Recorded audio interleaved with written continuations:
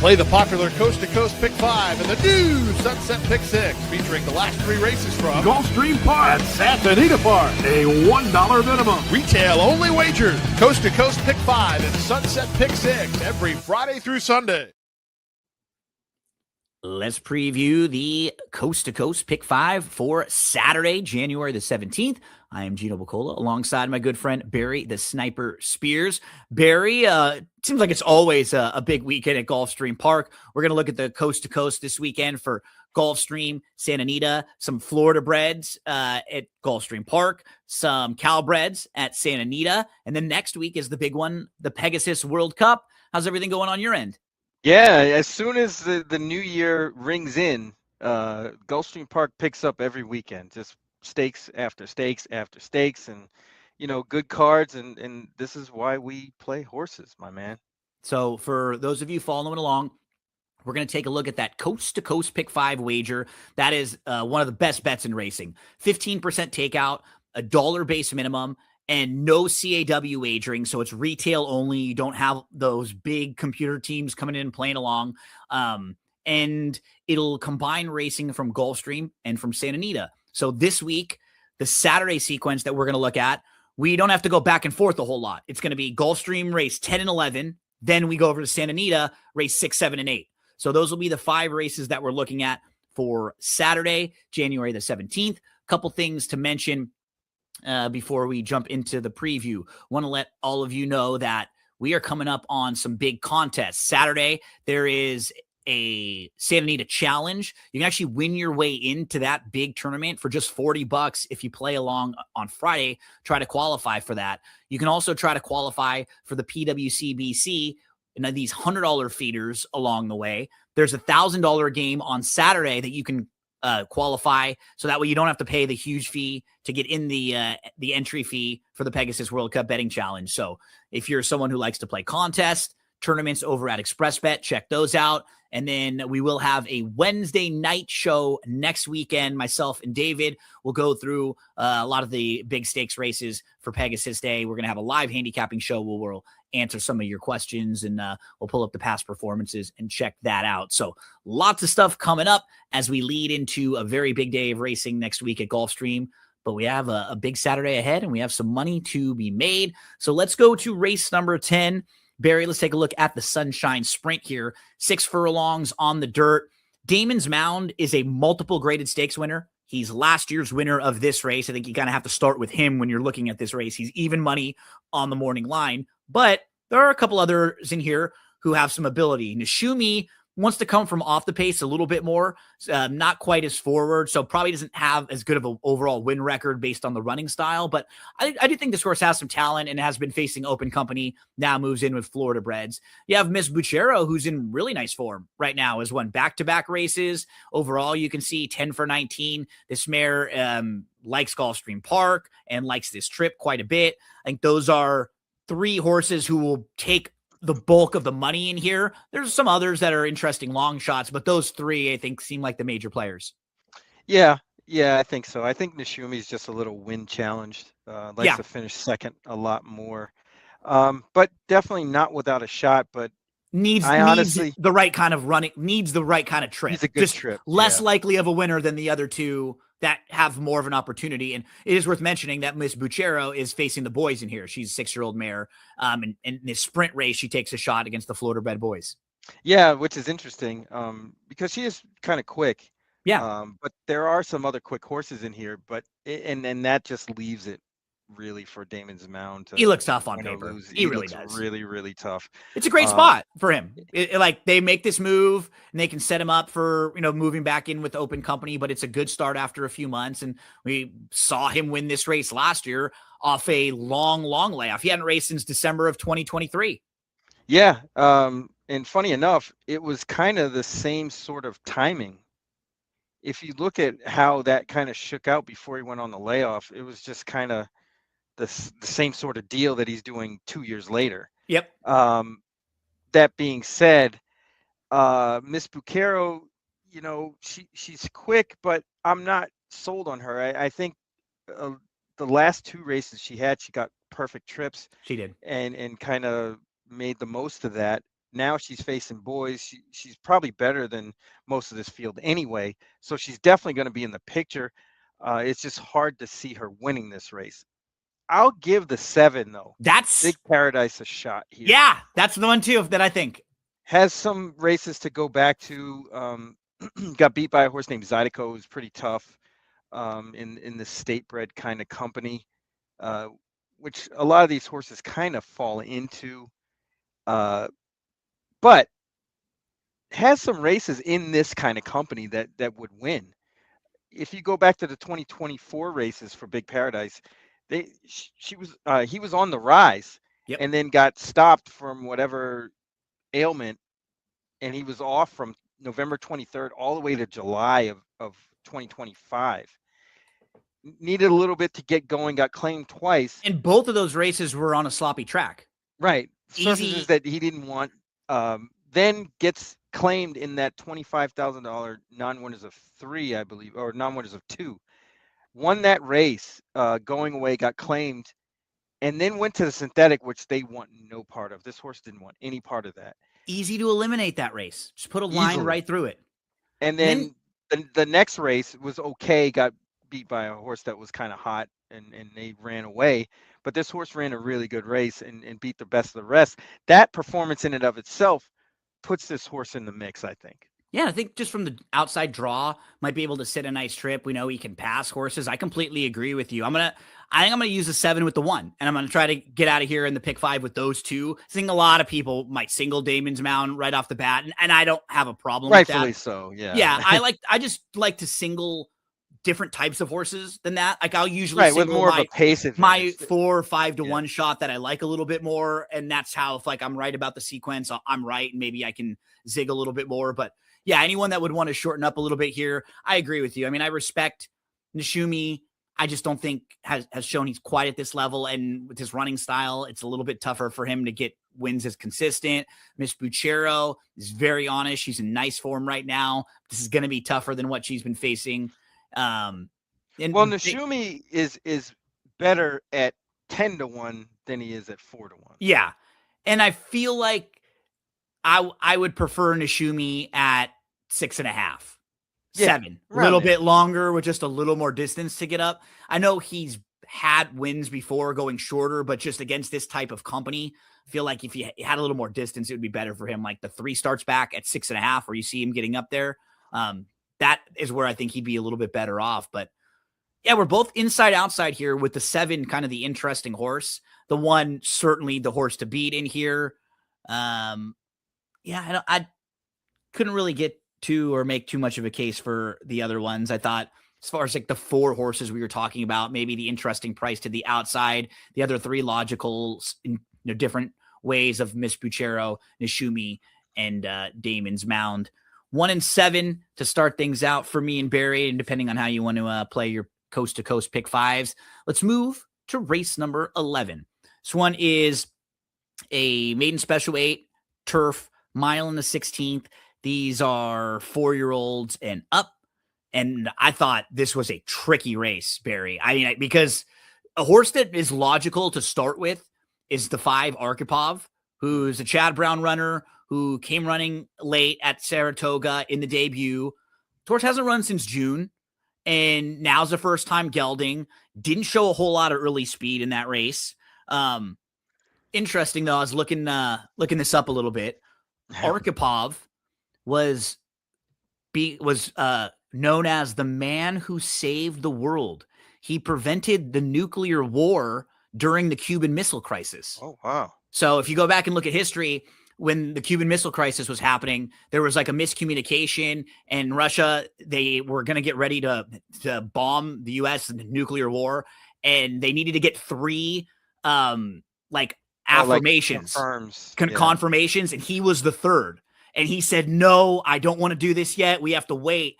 And because of him, it could have just like he prevented what could have been all out war and casualty. So whenever there's like a random name, I like to look it up and be like, what is it? Just make sure. Yeah. And I always get down like a little rabbit hole there. So you're lucky, Barry, because in race 5 at Gulfstream Park, we're not talking about that race, but there's a horse named Chemical Romance. And there's also a horse named Friday Night Light. we would have been way deep down the rabbit hole if we were talking about that race. I'd have been singing My Chemical Romance song. We'd have been talking about Matt Saracen and Coach Taylor from Friday Night Lights. So instead, we're talking about Booby Arkansas. Miles. Yeah, right. Booby Miles. And that was one of the rare cases where awesome movie and then a really good TV show. Yeah, like that really remake carried. You very rarely see that because it's like, the movie's good, and then they try to redo something or do it different, and it's not. But that stood up very, very well. So I think this is the horse to kind of start with because, I mean, on paper, he's a horse that's going to get money. He ran well in his debut. What do we do with Arkhipov? Well, honestly, I think you might have to put him in the winner circle because he's going to be very tough. Chad Brown does this sort of thing an awful lot where he has horses that are just laying in the weeds, waiting for an opportunity. This seems like a real starting point for this horse. I would expect, just because they're starting this horse here, expect some bigger and better things. Even I would think if they win this one, let's just say they win this race, I would say you probably show up sometime Tampa Bay Derby-ish in one of those races, in one of those stake races, whether it's a lower level race or one of the graded stakes. He was in a good race in his debut. He was buying a horse named Asbury Park. Asbury Park, just a few starts later, won the Jockey Club Invitational. So he's a grade 2 winner. Tom Collins, who was in that race, came back to win his next start. So that was a live race. And I'm not going to knock what he did. He was 8th. He was about 6 lengths off. It was a good second. And I think what happened is because he starts looming up, and I can pull it up and show. And I do think the race actually became a little bit underrated. So he was the 5 in the race that we're watching here. And you can see as he's to the back of the pack and he starts to like loom up. But what ends up happening is like Asbury Park just blows right by him. and so you kind of like look back at him like, he was no match for Asbury Park, but he was still second clear the rest of the field. So they're the 2 on the outside right here. He's the 5. And look, the horse on the outside just blowing right past him. Carried it, yeah. Right? So you're kind of like, oh, okay, he wasn't that great. But then you watch how he finishes the race, and he's a couple lengths clear of the rest of the field. Yeah. Like, this is a winning effort. He just ran into a really nice horse that day. Yeah. Yeah, I think that was a really good race. And he's wrapped up late because he knows he's just second. But I thought the first time I watched it, like, oh, man, he went right by him. And then went back, is like, oh, you know what? He did. Nobody else was around. Yeah, that was a winning move. That was just a really nice horse who blew past him. So it's nothing really to take away from him there the first time gelding. There's just a lot of things to like about him. And I think in this race, too, like, the layoff's a little bit of a concern, obviously. I mean, with Chad Brown, he gets these horses ready to rock. I'm not quite worried about him coming off the layoff. I think maybe it would be more of like his running style if he's not fast early. That would be maybe more of my concern if he's like going to get stuck in traffic or something like that. Because he does seem like he's really solid going long on the turf at this level. And then for a lot of these other horses, they could absolutely win. And I'm going to use probably a couple of them. But I'm projecting, or I'm playing a horse off of trouble that didn't run as good as he did. Like Gallant, there's a few horses that come out of the December 19th race, Gallant Lad and Besame and Limited Edition. I actually thought Besame and Gallant Lad ran the best in there. They both had like legitimate trouble. They were stopped in there pretty bad. But we're projecting with them. Like Pitkin, he's going to try turf for the first time. We're projecting with him, right? I mean, his sibling Walkathon is a good horse on the grass. Has earned millionaire, over correct? 1.5 million, multiple graded stakes winner. This is a very nice horse. The thing I'm kind of curious about him and the field in general, Barry, is there's not that much early speed in here when you go through the field. Yeah, and that's kind of what I thought as well. And the horse Authentic Legend, the 8, might have some zip in there. Yeah. And I think a lot of that has to do with Todd Pletcher, and it's strange that he goes to Mario Gutierrez here, who he doesn't ride at all, typically. I know he just moved out east, but I mean, these races are really tough because it's hard to predict what the pace is going to be like. And I think that's what makes these more challenging. But this horse has had a steady stream of bullets. You're I right. mean, granted, there are not a whole lot of horses that were training that day, but it does stand to reason that this horse has some giddy up. And I'll give And Mario Gutierrez some credit too. He's kind of just quietly under the radar, riding having a really good well. meet.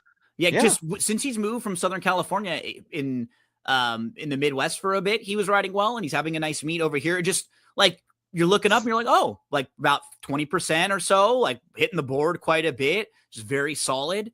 Yeah, because someone or a couple of these horses and jockeys and riders, they're going to take initiative.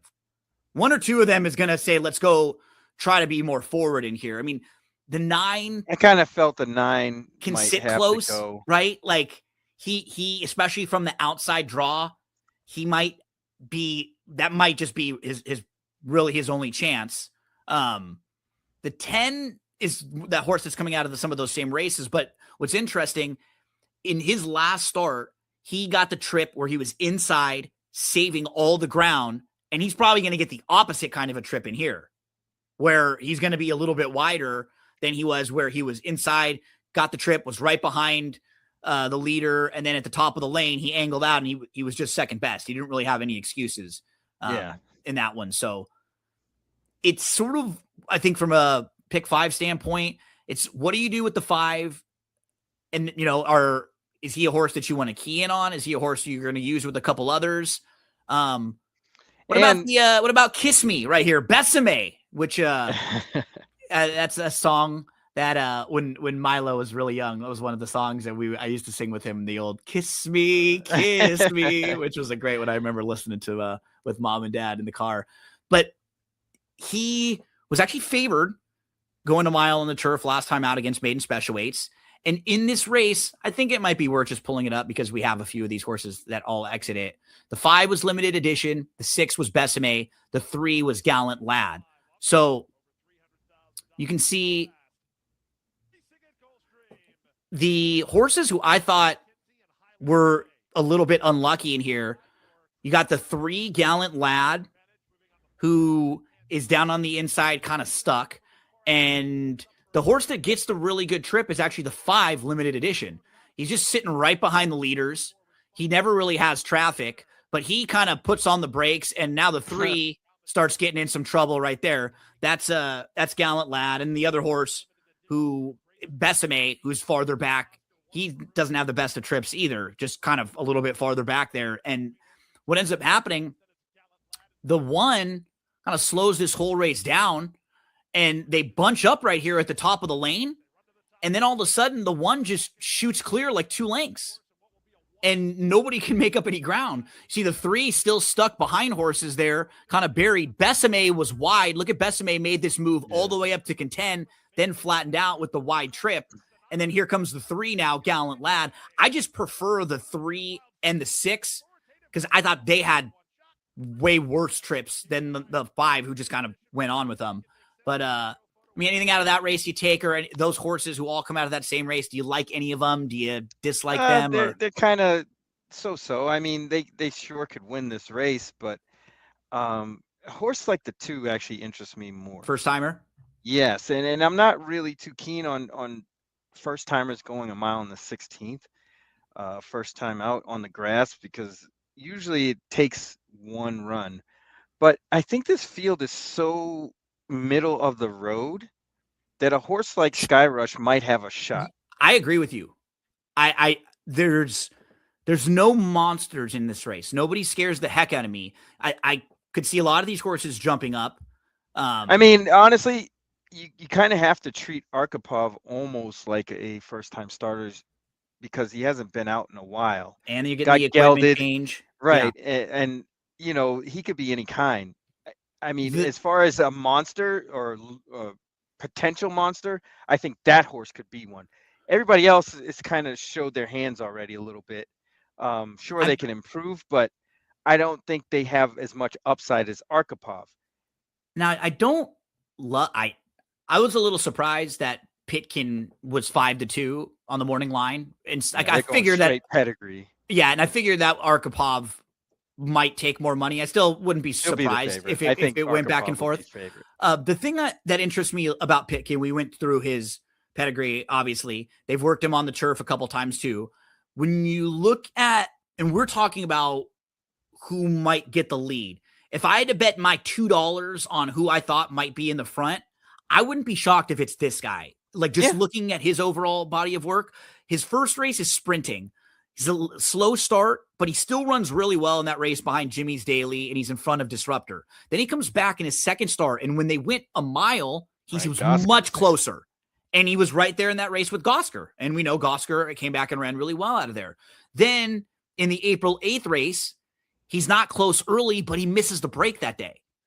So just put a line right through it. He has a bad start. When he comes back after his long layoff, it's again in a sprint race on the dirt where they're going much quicker early. I think with Zayas aboard, I wouldn't be shocked if the plan is, hey, let's try to put this guy right on the front end here. He may like the grass. Let's get him out front. They may not be going that fast. There may not be that much other company here early on. So I'm kind of curious. I just don't like. Yeah, well, I mean, if you look at Ian Wilkes and his stats with first-time turf runners, it's not going to blow you away. No, not at all. So it's definitely a conundrum because he has a horse here that's and he has some pedigree and he makes sense, but maybe he's the type of barn who just kind of needs a couple races on the surface to really figure them out. That's something that happens with a lot of these different outfits, or when you look at the statistics, sometimes it can just be an anomaly. Nonetheless, Pitkin, we'll see if they can put him on. And actually, one other thing with Pitkin, please, the bad breaks add up. Right now, that's 2 out of 4. That's not good, right? Yeah. And he didn't last time. He wasn't really fast. He really hasn't broken well. No. At all. Yeah. So that now I agree with you, right? Maybe there's no equipment change. Do you need the blinks here? Pitkin. Perhaps one of the horses to be forward. Besame was, in that photo that we saw for second. And, I got down a little rabbit hole too. The Damn Baciame Piccolo is like lyrics for this Italian song. I was listening to this Italian song on YouTube because I knew Encyclopedia Brown over there. Going through it all, and like Stephanie's like laughing. She's like, "What are you listening to?" It's like 2:30 in the morning. I'm like, "Oh, this is this Italian, thing." She's like, "You're absolutely go to nuts. bed. You're nuts." So the 5, 6, and 7 look like the horses that are going to take the most money in here. The 4 is an interesting horse if you're going deeper because he also had legitimate traffic in that race with a couple of these other horses. So he's a kind of a fun one to throw in if you're going a little bit deeper. Barry mentioned the 2, the first time starter Sky Rush. And I mean, I like the 8 a little bit here. Yeah. Oh, yeah. You started with the 8, talking about how this could be a forwardly placed horse. Yeah, we were talking about how this one might, and working really, really well.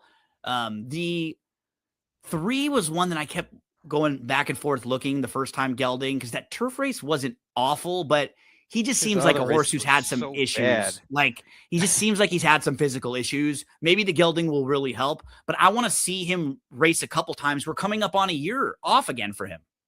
Right? Yeah, as much as they paid for him, they got to get something out of him, right? Yeah, and I'm sure there's ability there. And that if you just watch his last race, he's chasing a horse who was a lone speed winner. That was not a bad race. World Beater was 3rd in there. He's since become a graded stakes winner, grade 1 winner. His company lines are really good.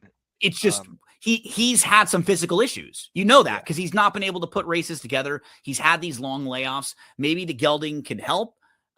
Keep him more focused, and maybe we see him string some races together. Type of horse who I'd love to see like a solid, like the same type of race he ran last time out, and then I bet him back next time. Right. Like when he has 2 races that he can put together.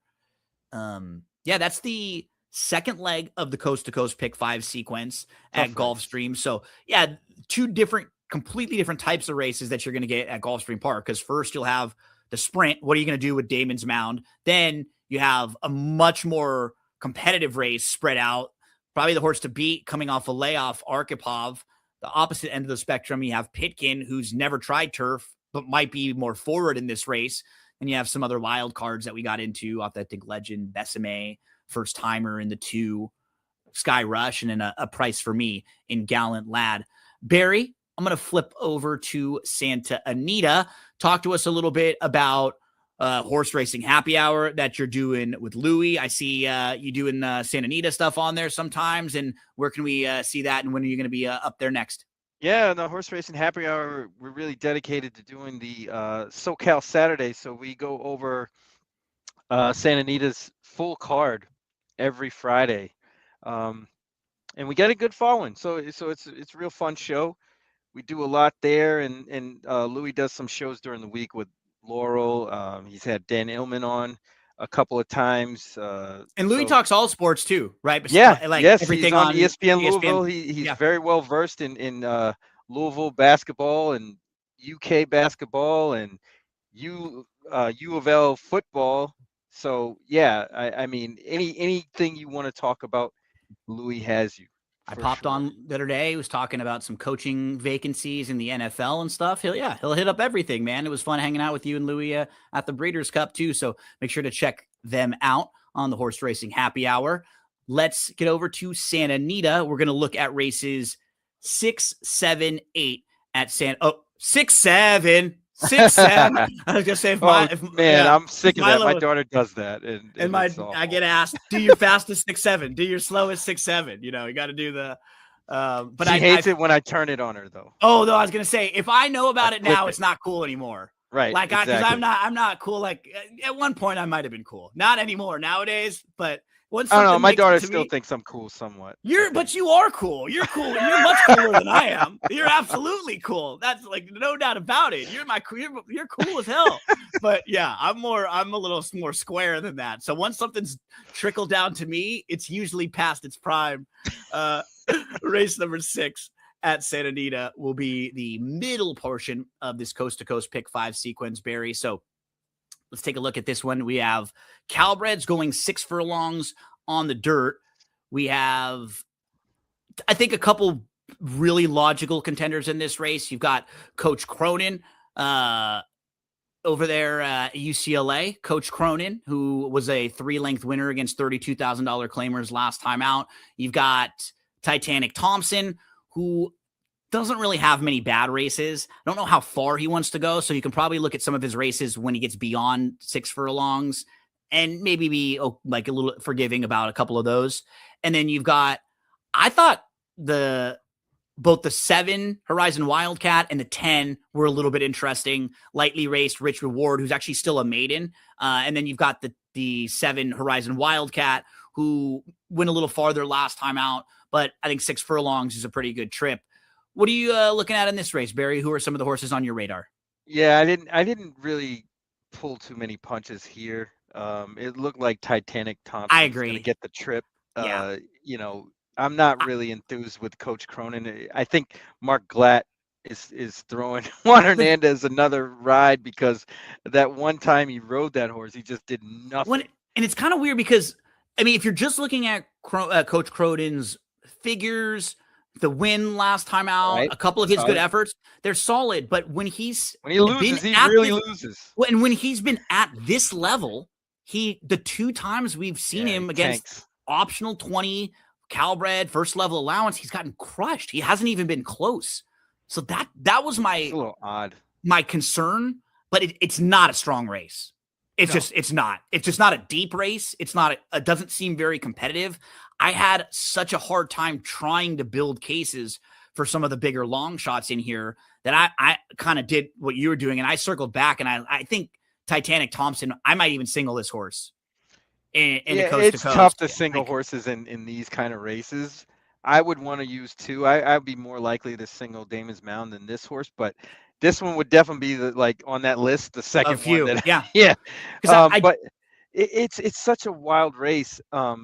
There's not much speed, and that's really what got me, because Mr. Machu Picchu just doesn't finish races off. No, it's hard to love him at 1 for 26, 1 for 23 with the 6 seconds in the thirds, and you see he's been behind. He's kind of traded decisions with Coach. He's always in it. He's close. Yeah, and he's honest, but he just You know he's going to fade late. You know he's going to tire. It's not like we're cutting back for him or anything. It's just, I think he was a horse I had a tough time to. I couldn't really get to the one. Y'all come. I tried. I really did. He does not, his last few races, he's been way out of it. Way out of it. Like, he does not have any early speed at all. And we're only going 6 furlongs. Like, he won at 5.5 at Los Al. I do think Los Al is a little different with that long stretch because some of those horses can get a little lost there. And I think a stretch like that helps this type of a horse. It doesn't really play quite the same at Santa Anita. We get to like the 5. I couldn't really make a case for there. But I think when I started eliminating horses and I was doing like the process of elimination, that's how I looked at the 7 as a horse who's like in decent form. I think you can probably eliminate the grass race 3 starts back. Maybe he went a little too far last time out at Los Al at 6.5. He cuts back to 6, 2 races back. That win was not bad. When he broke his maiden, that was also fine. He's in the mix for me. See, I had a different angle. Sure. Give me. I thought the 8 is really interesting. Class-wise, he fits. I'm just worried about the running style-wise. Well, right? That's what I thought too. But Doug O'Neill and Edwin Maldonado have history. You're right. And I can't remember, and I tried to remember, the last time that I saw Edwin ride for Doug O'Neill and take a horse back. No, and what's interesting about this particular horse too is he's been on the turf recently. Early in his career, well, if you go back and look at the first 5 starts of his career, they're all on the dirt. He was involved in those races, sprinting on the dirt early. Mm-hmm. Now, I don't think that means he's going to be on the lead or anything in here, but what it tells me is that they can, this is like this is a weapon in the arsenal, right? Mm-hmm. This is something you can do if need be. And just like you said, if you got anyone who can get you out of the gate, make you, show a lot of speed that you may not have been showing before, it is Maldonado. Because I wanted to get to this horse too. And I might now. Like, from a class standpoint, he really does fit with this group. And if he's within like 4 lengths, he can absolutely come closing and beat these horses. No doubt about it. That's what I think. And he ran on January 10th and didn't run a step. That's that to me signs this is what they're trying to do. He's wheel back quick. He's going to wheel back quick and then put him on the engine. And that actually, makes Doug a lot of sense. Was doing that a couple years ago where he was bringing these horses back really quickly. And that's actually something that Doug does. He's not afraid to do that. Like, he's never been afraid. See, look, like, I mean, over the last 5 years, he's been 25% at bringing horses back in a week within 1 to 7 days. So certainly capable. And the last couple of times he's done it, they won. The last 2 in a row that he brought back a horse quickly. He's won with 3 of the last 6 times he's brought back a horse quickly. So, yeah. And it's funny because you generally think of wheeling a horse back quickly off of a win, right? Or off of a good effort. But a lot of times, like, that did nothing, right? We had a horse that was coming off a long layoff. That was a workout. That horse just ran around the track dead last, going a mile on the turf. Right. And I don't think a mile is his bag anyway. I don't think that horse really wants to go that far. So this move makes a ton of sense. He's got a decent record on the dirt. Yeah. And this, like you said, this field isn't much. So if he shows up, he's going to be in my pick 5, and keep an eye on him. If he runs back this quickly, this is something that when the Doug horses show up quickly, they're generally live or they've kind of figured out a better spot for them. This is the middle portion of the Coast to Coast pick 5. Barry and I start with Titanic Thompson. Definitely have respect for that guy. I like the 7 Horizon Wildcat a little bit. Barry was getting to the 8 Refocus. He definitely talked us into using Refocus. We both weren't really sure what to do with Coach Cronin, who's got a couple pretty good races in the last few, but hasn't run well at this level. Does lure the services of Juan Hernandez, though. Let's move to race number 7. We have a couple Cal Cup races and back-to-back races. First up, it's the Cal Cup Oaks. These next two are a little tricky. They're they're competitive races. Just looking at this field, C. Drew faced Open Company last time out. She beat Calbreds in her career debut. You've got Too Sassy, who's only raced once on the grass. It was sprinting on the turf. She won basically gate to wire, going 5 furlongs on the turf at Del Mar. You've got Cashed. She drops out of the grade 2 Starlet, but I don't know how many races that you get a 65 buyer speed figure in the graded stakes. So it just wasn't the strongest, graded stakes race in the world, but she certainly fits with this group. She'll be trying the turf for the first time. Those are some of the top contenders. Who do you want to start with? Yeah, I kind of zeroed in on 2 horses here. The first, C. Drew, makes a ton of sense here. Yep. I think they just didn't get a great trip the last time. They were way out wide. Actually closed well. They were only 4.5 or 4.25 lengths off the lead at the finish. That was a pretty good race, I thought. Anyway, because she wasn't, like you were saying, she's in this race she was the 11. So she's super wide. But when you look at the way the race ends up, so she's inside, she's towards the back of the pack early. When you see how they finish, she's not far out of the minor awards. And it's like one of those things where when a horse finishes 8th, so look at the 11 now starting in the green cap back here to make up ground. So look how far she is from 2nd. She's like 2 lengths out of 2nd. Yeah, and didn't really have a hole to run through. There was a lot going on there. And I think you can forgive that for the most part. Totally agree. The other horse was Open Company, much better than this group. That group is a lot better than this Calbred group. Look at how strong the races come back, too. LaVille Lumiere won the Blue Northern next time out of that race. Yours Sincerely is a nice horse. She just won the other day at Santa Anita. Mm-hmm. She earned a 70 buyer speed figure in winning, and she's graded stakes placed. So, yeah, I think that's a good field there that C. Drew beat. Totally agree with you. Where do you want to go? Only problem is I think she's going to get bet down. Yeah, she'll probably be 5-2. Cash looks good, but I think there's other speed in here. But I thought the 2 was interesting. Tiger Lady getting to the turf for the first time. Makes a lot of sense, this move, especially after that Soviet problem. Didn't really run that poorly. Just, there was only 5 horses in that race. But I think it was a good tightener to get this horse on the turf, which I think was the plan all along. What was cool about her dam here, Tiger Lady's dam, Fiery Lady. I love when horses, not only are you looking for just, did a horse have success on a surface, but what I like to look for is, so this filly, she started twice, and then when she went long on the grass, look what happened. She wins, right? Yep. She ran well in her first 2 starts, but boom, big step forward when you see her go long on the grass. And then her first 3 starts going long on the grass were all wins. Like, this is exactly what she wanted to do. So that's when I really the light bulb for me goes off. Like, okay, now this filly is getting a chance to go long on the turf, almost the exact kind of template that her dam had, where she was successful, where she had a couple sprint races, then she stretched out on the turf. She's already got a race going long too, which should only even help Tiger Lady's fitness. And I agree with you.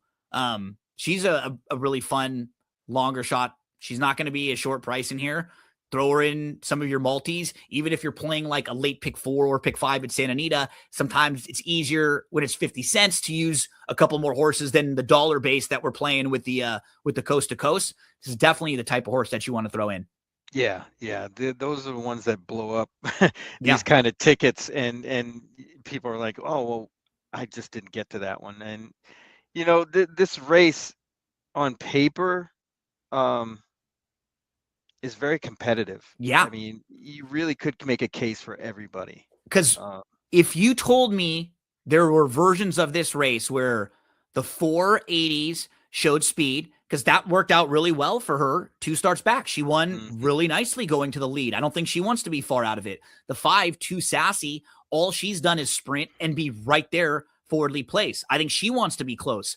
I feel like in this race, Cecilia Street is going to sit a little bit, but she's got races where she's been close. I do like her taking back, though. Cashed, who you just pointed out, wants to be forwardly placed. And Final Table Lady is stretching out from sprint races.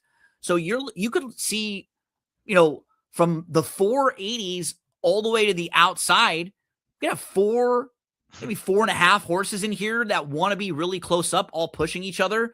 That's where it sets up nicely for like C. Drew. And you got to think maybe. Crunchy, the one, will probably get involved early. Sure. Inside draw. Jaramillo is a speed rider anyway. Coming out of sprints. Absolutely. Right. So C. Drew, the horse that we both start with, one that we want to see closing. I always just spend a few extra seconds on Leonard Powell runners because he's such a good trainer and very crafty. I love playing his horses because they're generally good prices and very fair. I think you can look through horses' form a lot of the time. Things make sense. For this one, look when she moved to long on the turf. And actually, what's really impressed me about her last 3 races, for example, she has a win going long on the turf. Then she's second going long on the dirt. Then she has a win sprinting on the turf. And at 3 different tracks, too. Del Mar, Los Al, Santa Anita, different tracks, different surfaces, short, long. And she's been really competitive. I think she's just improving, growing up a little bit. And she actually finished in front of a couple of these rivals last time out. I think they'll try to sit back with her and make the one late run. Cecilia Street. She's going to be in the mix for me. I had 3-6 as kind of my top tier. And then Tiger Lady was my fun price horse to include. The horse, so if anybody goes gate to wire, it's probably Too Sassy. She's probably the speed of the speed, but I'm just worried that with Cashed, with Final Table Lady, and with a few others, like I think it's going to be pretty tough for her up front. Yeah, and she's not the most consistent sort anyway. So I 5-2. I mean, this is really going to be a great betting race, I think, because everybody should be around the same price. Nobody should be a massive, massive price, right? I don't think like nobody should be 15 to 1 or above. Yeah, I would say the favorite probably be 5-2. Yeah, and then like Tiger Lady, Crunchy, we talked about, if they're the longest shots in the field and they're in that 12, 15 to 1 range, like you shouldn't be any big prices in here. Anyone that gets the right kind of trip could win. We both start with the 3. I'm also looking at the 6, Cecilia Street. Barry was given a nod to the 2, Tiger Lady. We're also going to include as a price there the Cal Cup Oaks, race number 7 on Saturday at Santa Anita. Let's close out the Coast to Coast Pick 5 for Saturday. California Chrome Cal Cup Derby. So I will say I was not a Chromie, which is funny because I was out in California and like he was wildly popular. And I was working at TVG at the time. And it was for me what it was. I really liked early in their careers, Byron and Tonalist. Those were 2 of the horses that I was like following along and betting and stuff. So when they would be in races like against each other, or I was, I just liked those horses a little more. Byron didn't get a chance to run in the Derby, neither did Tonalist the year that Chrome won. So I was always kind of like, oh man, if those horses were around, they might have.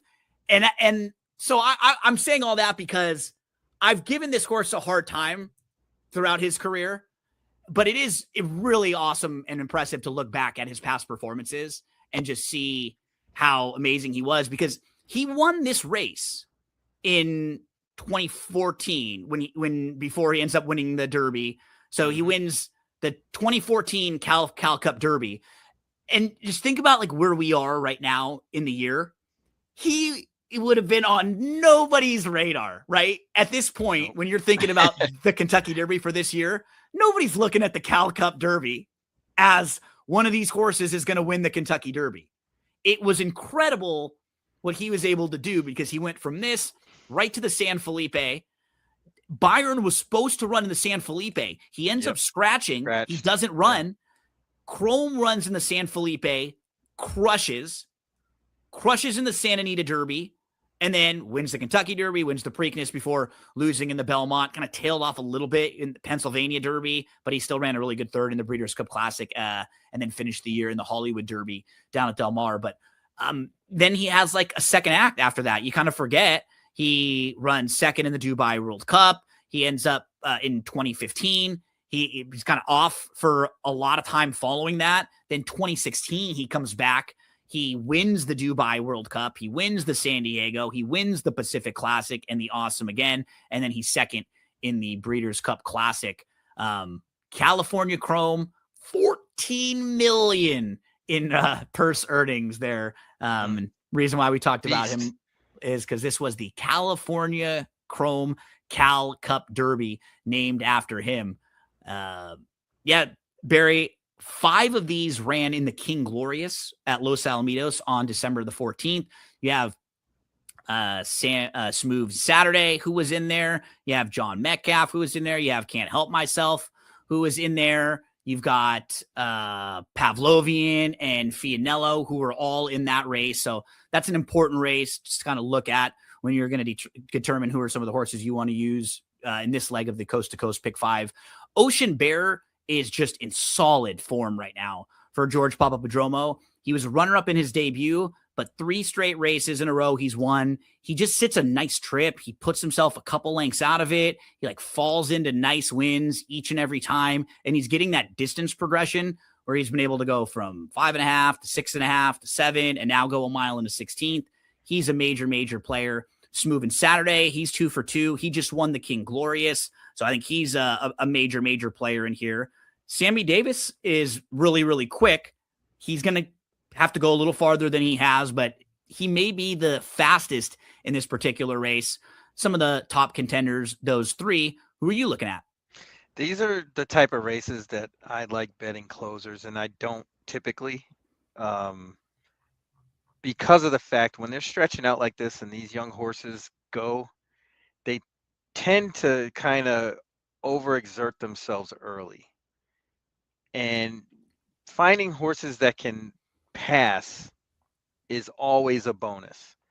And I think we got that in a couple of horses here. I thought the 4 Smooth and Saturday kind of fits that bill, not to mention the fact that this horse has run 2 route races already. Yep.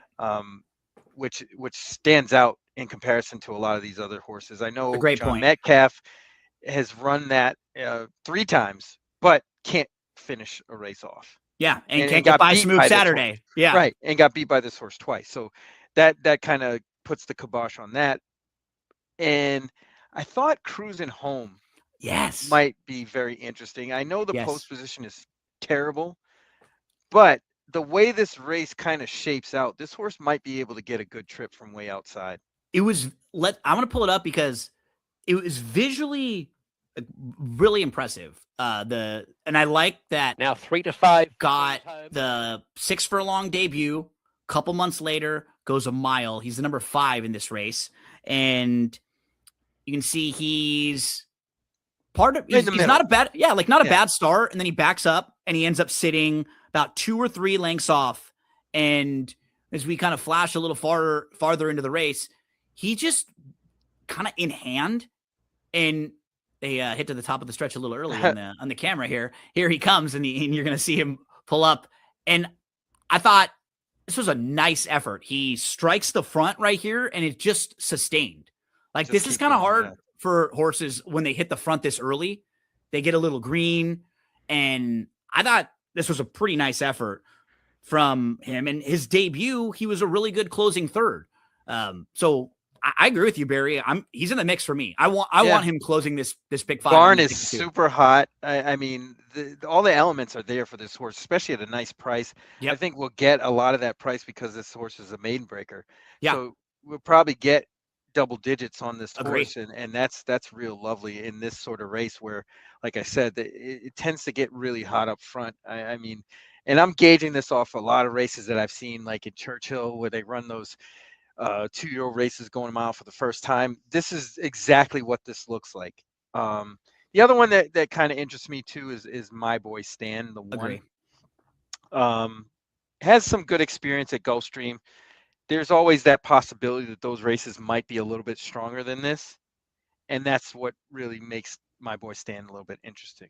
Because you see that he debuted in a maiden claimer, but remember, that's open company. So he's facing a maiden 50 claimer of open company. That's a lateral move sometimes it's a step down when you go to a Calbred maiden special weight race. Like there are the maiden 50 claimers that are tougher than a Calbred maiden special weight race. Following that, he stepped up. He faced First Level Allowance Company. I thought he ran really well in that race. Yeah, definitely. He was sitting fourth early. He made a big 3-wide move up into contention, and he was just a little flat late. That was his first start going long. Now he adds the blinkers that'll give him a little bit focus. And I did the preview of this race for DRF YouTube with Ashley Mayu, and I picked the one on top, and I told her at the end, I said, if this horse wins, I'm going to send you a message with me singing Stan from Eminem and just rap it. And she started laughing. She's like, I knew you were going to say something like that with Stan, and where we were going there. So, yeah, I will be a Stan for my boy. Well, what about Sammy Davis wins? Yeah, I was going to say Sammy Davis right now. The only problem is I didn't like Sammy Davis as much in this race. It's like what we were just talking about. I think the way the race shapes up, right? With Sammy going a little bit farther, I think he's going to have to deal with horses like John Metcalf, who's been forward and shown speed. Can't help myself. I think it's another one who's going to want to be showing speed after not able to get towards the front end last time out. I'm expecting both of them to be pushing it. Then to the outside, I think Fianello, first time gelding. I mean, the only thing he can do is try to get towards the front, which he did early in his career. So, and as we said, a lot of them are progressing to 1 mile and a 16th. So I think just naturally they might be a little quicker. So won't be performing as much of Sammy Davis as maybe Stan, if we can get my boy Stan home. Yeah, we talked about we feel the same about a lot of the same types of horses in here. Any others that are worth building a case? 1-6 we got through. John Metcalf has been under the and then we hit on the 11 a little bit. Anything else you want to mention in this one, my friend? No, I think we covered it all, but this is a good sequence. There's definitely some decisions to be made as far as if where you're going to take your stands, who you're going to single and where you're going to take your stands. But I think this is going to pay well. Couple things to remind you about. Live handicapping show coming up on Wednesday, presented by morningline.io. It'll be myself and David Aragono diving into daily racing form past performances, and then I will be live on site at the Pegasus next weekend. Looking forward to that. My friend Barry Spears is going to be out there with me too. We'll have a good time there. Come and find us and say hello. If you're out on track, Santa Anita has these contests every Saturday and Sunday, free to enter, $500 to the winner. Pick 'em. santanita.com. If you're a contest player, you've got these affordable feeders trying to lead you into bigger games coming up. The Saturday, January 17th game at Santa Anita, and then the Pegasus World Cup Betting Challenge, which is going to be next weekend at Gulfstream Park. We've got everything you need at Gulfstream Park. Past performances, picks, daily clocker reports from Mike Welsh and the team. Shop.drf.com is the website. Barry, buddy, I'm looking forward to seeing you again. It had been years, and now in 1 year, it'll be 3 times again since last year we got to hang out. So unbelievable. Look forward to next week, and hope all of you have a fantastic weekend. Good luck to your NFL teams if you're rooting for big games coming up this weekend. I know my Rammies got a big one, and I'm also heading out Sunday night, watch a Laker game with my pops. All right. Pops got me some Laker tickets for Christmas, so heading out there for that one. Hope all of you have a great one, and we'll be back again next week. Probably won't do this show, but we will do some content from out at Gulfstream Park. So you'll get some of Barry's selections. You'll get some analysis for me too for some of those big races. Don't forget about the Coast to Coast Pick 5. Play the popular Coast to Coast Pick 5 and the new Sunset Pick 6, featuring the last 3 races from Gulfstream Park at Santa Anita Park. A $1 minimum. retail only wagers.